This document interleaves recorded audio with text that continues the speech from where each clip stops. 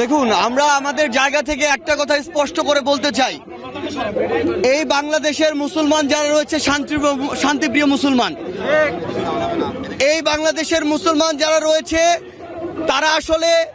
তারা যেমন নিজেদের ধর্মের প্রতি তাদের সহানুভূতি রয়েছে,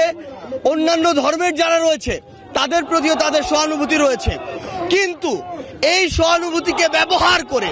কেউ যদি নিজেদের ওই ভারতে বসা চক্রান্ত, যারা মাসের 30 দিনের 25 দিন দেহটা নিয়ে এই বাংলাদেশে বসে থাকে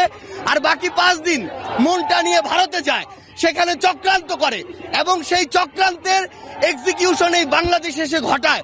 সে সকল উগ্রবাদী হিন্দুদেরকে প্রতিহত করার জন্য আমাদের মনে বিন্দুমাত্র সহানুভূতি থাকবে না।